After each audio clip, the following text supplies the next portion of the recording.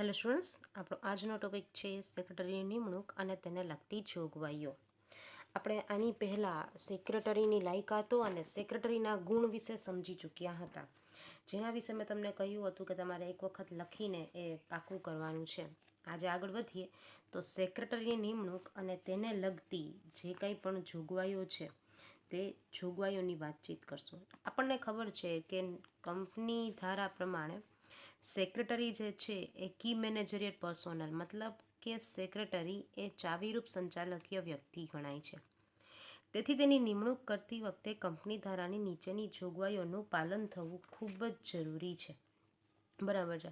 એટલે નંબર 1 તો કે નિમણૂક અંગેની જોગવાઈઓમાં આપણે આગળ વધશું તો કે નિમણૂક કેવી રીતે થાય છે, બરાબર છે, કે એપોઇન્ટમેન્ટ કેવી રીતે સેક્રેટરીને એપોઇન્ટમેન્ટ કેવી રીતે મળે. તો જે કંપનીની ભરપાઈ થયેલી મૂડી ₹5 કરોડ કે તેથી વધુ હોય ત્યાં કંપની સેક્રેટરીની નિમણૂક કરવી ફરજિયાત છે. હવે જે કંપનીની 5 કરોડ કે તેથી વધુ ભરપાઈ થયેલી મૂડી, આપણને એક શબ્દ આવ્યો અહીં ભરપાઈ થયેલી મૂડી. ભરપાઈ થયેલી મૂડી એટલે કે શેર જેટલા આપણે બહાર પાડીએ છીએ એ બહાર પાડેલા શેરમાંથી ભરાયા કેટલા છે એને કહેવાય ભરપાઈ થયેલી મૂડી. મતલબ કે આપણે 5 લાખ રૂપિયાના એક્ઝામ્પલ તરીકે 5 લાખ રૂપિયાના શેર આપણે બહાર પાડીએ છીએ, બરાબર છે. કંપની 5 લાખના શેર બહાર પાડે છે, એમાંથી 4 લાખ રૂપિયાના શેર માટે કંપનીને શું મળે છે તો કે અરજીઓ મળે છે. તો અને પ્લસ તો કે એ ભરાયેલી બી છે, તો 4 લાખ જે છે એને ભરપાઈ થયેલી મૂડી કહેવાય. તો જે જગ્યાએ કંપનીની ભરપાઈ થયેલી મૂડી 5 કરોડ કે તેથી વધુ હોય તે જગ્યાએ કંપની સેક્રેટરીની નિમણૂક કરવી કેવી છે તો કે કમ્પલસરી છે, મતલબ કે ફરજિયાત છે. નંબર 2, સેક્રેટરી તરીકે ફક્ત જીવંત વ્યક્તિની જ નિમણૂક થઈ શકે, એટલે જીવતો જાગતો વ્યક્તિ હોવો જોઈએ. ભાગીદારી પેઢી કે અન્ય સંસ્થાને સેક્રેટરી તરીકે નિમણૂક આપી શકાય નહીં. કોઈ પણ જાતની સંસ્થાઓ હોય તે કોઈ પણ જાતની સંસ્થાઓની અંદર ભાગીદારી પેઢી, કોઈ કંપની, એ કોઈ પણ વ્યક્તિ, મતલબ કે એ કોઈ બી સંસ્થા જે છે આર્ટિફિશિયલ જ્યુરિડી છે એ કોઈ બી સેક્રેટરી તરીકે નિમાઈ શકે નહીં. સેક્રેટરી તરીકે જો તમારે નિમાવવું હોય તો તમારી પાસે તમે માણસ હોવા જોઈએ, એ મહત્ત્વનું છે, અને જીવંત વ્યક્તિ હોવી જરૂરી છે. નંબર 3, જે વ્યક્તિની નિમણૂક કરવાની હોય તે વ્યક્તિ Institute of Companies Secretaries of ઇન્ડિયાનું પ્રમાણપત્ર ધરાવતી હોવી જોઈએ. મતલબ કે એક શું હોવી જોઈએ? ચાર્ટર્ડ સેક્રેટરી, એટલે કે કંપની સેક્રેટરી હોવી જોઈએ. કંપની સેક્રેટરી તરીકે નાદાર, અસ્થિર મગજની કે સગીર વ્યક્તિની નિમણૂક ના થઈ શકે. નાદાર એટલે કે જેની પાસે દેવું વધી ગયું છે મિલકતના પ્રમાણ કરતાં. અસ્થિર મગજ એટલે ભાઈ તો તમને ખબર જ છે કે જેનું મગજ હવે સ્થિર નથી, મતલબ કે એ કંટ્રોલમાં નથી, પાગલ જેવો બની ગયો છે, મેન્ટલ, તો એને અસ્થિર મગજ. અને સગીર વ્યક્તિની નિમણૂક. સગીર વ્યક્તિ એટલે કે જે 18 વર્ષથી નાના હોય તેને શું કહેવામાં આવે છે તો કે સગીર વ્યક્તિ કહે છે. તો એની નિમણૂક સેક્રેટરી તરીકે થઈ શકશે નહીં. કંપની સેક્રેટરી તરીકે નિમણૂક કરવા માટે સંચાલક મંડળની સભામાં ઠરાવ પસાર કરવો પડે, પરમિશન લેવી પડે સંચાલક મંડળની. આ ઠરાવમાં નિમણૂક અંગેની શરતો, અપોઇન્ટમેન્ટ માટેની કઈ કઈ શરતો છે તે મહેનતાણું એટલે પગાર કેટલો રહેશે તે, અને મેમ્બરશિપ નંબર હોવો જોઈએ, બરાબર છે. મેમ્બરશિપ નંબર બેટા આપણે જ્યારે CA બનીએ ને ત્યારે તમને ચાર્ટર્ડ સેક્રેટરીને અલગ અલગ એક મેમ્બરશિપ નંબર આપવામાં આવે, એ યુનિક હોય, બરાબર છે. તો એ તમને ઇન્સ્ટિટ્યૂટ તરફથી જ આપવામાં આવતું હોય છે. કંપની સેક્રેટરીઝ ઓફ ઇન્ડિયાનું સર્ટિફિકેટ જ્યારે તમને મળે ને ત્યારે જ તમને આ એક મેમ્બરશિપ નંબર આપવામાં આવે, યુનિક હોય, એટલે એ બી તમારે આપવાનો થાય, તો એટલે એ સાબિત થાય કે તમે CS છો. સેક્રેટરી પાસેથી KMP તરીકે નિમાવવા માટેની સંમતિ લેવી પડે છે. આપણે એકચ્યુઅલી સેક્રેટરીની પરમિશન રિક્વાયરમેન્ટ છે જો આપણે એને KMP બનાવીએ ને તો, બરાબર છે ને. કંપની રજિસ્ટ્રાર પાસે ફોર્મ MGT-14 જેની સાથે સંચાલક મંડળનો ઠરાવ અને સેક્રેટરી પાસેથી KMP તરીકે લીધેલ સંમતિપત્ર નોંધાવવું પડે. એટલે હવે MGT-14 નામનું ફોર્મ જ આવે છે, જે કંપની ધારો જે છે એની અંદરથી બહાર પાડવામાં આવેલું હોય. એ ફોર્મનો ઠરાવ ફોર્મ ભરીને આપવાનું થશે. એ ઉપરાંત KMP તરીકે લીધાયેલ જેટલી સંમતિપત્ર જે છે એ સંમતિપત્ર પર નોંધવાનું થશે. ફોર્મ MR1ની સાથે જે વ્યક્તિની નિમણૂક KMP તરીકે કરી હોય તેની સંમતિ અને સંચાલક મંડળનો ઠરાવ 60 દિવસની અંદર શું કરવું પડે છે? નોંધાવવો પડે છે. જ્યારે કંપની સેક્રેટરીની નિમણૂક કરવામાં આવે ત્યારે તે કંપની સેક્રેટરીની નિમણૂક કંપની રજિસ્ટ્રારની પાસે 2 મહિનામાં બરાબર છે નોંધાવી દેવું પડે.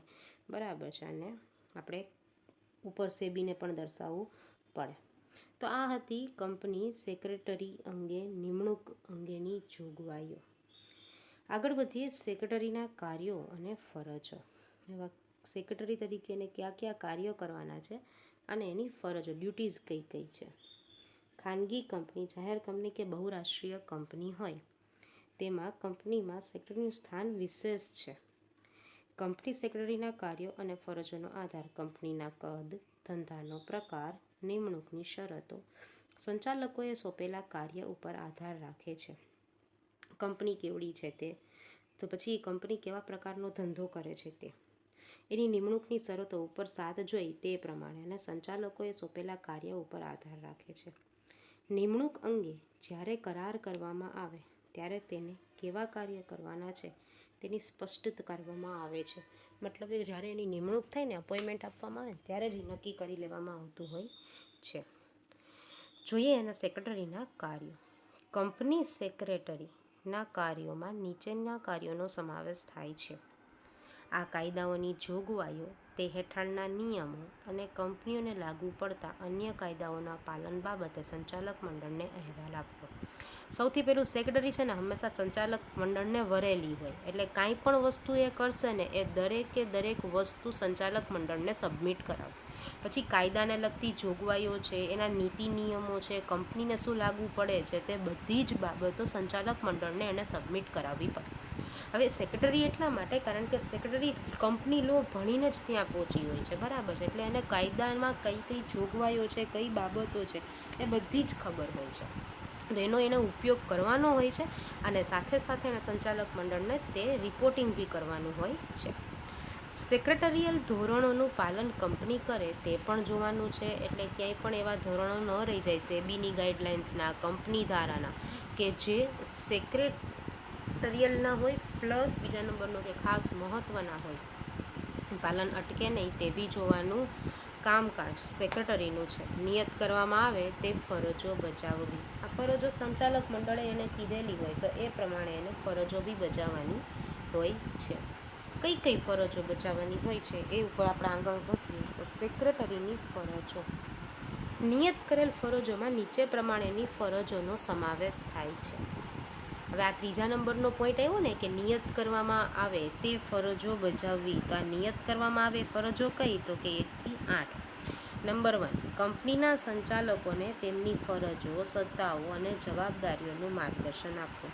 સંચાલકોની સત્તાઓ કઈ કઈ છે કંપનીને લગતી, એની ડ્યુટીઝ કઈ કઈ છે, બરાબર છે, એની જવાબદારી કઈ કઈ છે તેનું એને માર્ગદર્શન આપવું, જ્ઞાન આપવું.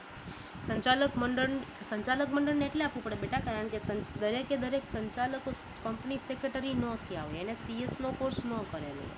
હવે CS નો કોર્સ એટલે કંપનીનો કોર્સ, બરાબર. તો એક સેક્રેટરી છે એક એવી વ્યક્તિ છે કે જેને કંપનીના બધા જ કાયદાઓની ખબર હોય. સંચાલક મંડળની અને સામાન્ય સભા અંગેનું આયોજન કરવું અને તેની સભા નોંધ રાખવી. ગમે તે મિટિંગ હોય ને, સભા મતલબ કે મિટિંગ, એનું આયોજન કોણ કરશે? સેક્રેટરી જ કરશે. અને એની સભા નોંધ એટલે કે મિનિટ્સ છે લખવાની છે કે કઈ કઈ બાબતો બની મિટિંગમાં એ બધી જ બાબતો લખવાનું કામ બી સેક્રેટરી ખુદ પોતે કરશે. સંચાલક મંડળ, સામાન્ય સભા, સરકાર કે અન્ય સત્તાઓ પાસેથી કંપની ધારાની જોગવાઈ અનુસાર જરૂરી મંજૂરી મેળવવી. બરાબર છે. આપણે કોઈ પણ પાસેથી સંચાલક મંડળ પાસેથી કે સરકાર પાસેથી કે અન્ય કોઈ સત્તાઓ બેન્કિંગ પાસેથી જો આપણને જરૂરિયાત છે તો જોગવાઈ અનુસાર મંજૂરી મેળવવી પડે છે. કંપની ધારા મુજબ અન્ય ફરજો બજાવવી અને તે માટે જુદા જુદા સત્તા મંડળો સમક્ષ રજૂઆત કરવી. કંપનીના ધંધા માટે સંચાલક મંડળને જરૂરી મદદ કરવી. બરાબર છે. જો કંઈ પણ જરૂરિયાત હોય તો મદદ કરવાનું કામ બી કરવાનું. કંપનીના સંચાલક મંડળને કંપનીના સુશાસન એટલે ગુડ કોર્પોરેટ ગવર્નન્સ અને શ્રેષ્ઠ કાર્ય પ્રણાલી એટલે બેસ્ટ પ્રેક્ટિસ અંગે મદદ અને માર્ગદર્શન આપે. કંપનીનું શાસન કેવી રીતે વધુ સારું બનાવી શકાય અને કેટલું શ્રેષ્ઠ રીતે બનાવી શકાય તે અંગે સંચાલક મંડળને શું કરવાનું થાય તો કે માર્ગદર્શન આપવાનું થાય. કંપની ધારામાં અથવા નિયમોમાં જણાવેલ અન્ય ફરજો અદા કરવી. કંપની ધારામાં આવેલી બધી ફરજો અને નિયમોમાં જે કંઈ પણ ફરજ છે તે બી એને અદા કરવાની થાય. સંચાલક મંડળ દ્વારા વખત સોંપવામાં આવતી અન્ય ફરજો પરિવર્તન આવતા રહે છે, એ પ્રમાણે એને અલગ અલગ પ્રકારની ફરજો સોંપવામાં આવતી હોય છે, તો તે પણ ફરજો અદા કરવાની હોય છે. તો આ હતી કંપની સેક્રેટરીની ખાસ કરીને કાર્યો અને એની ફરજો, અને એની સાથે સાથે આપણે જોયું તો કે એની જોગવાઈઓ, નિમણૂક અંગેની જોગવાઈઓ. આજે આપણે અહીં સુધી રાખીએ છીએ. આવતીકાલે સેક્રેટરીની સત્તાઓથી આગળ ચાલુ કરશું.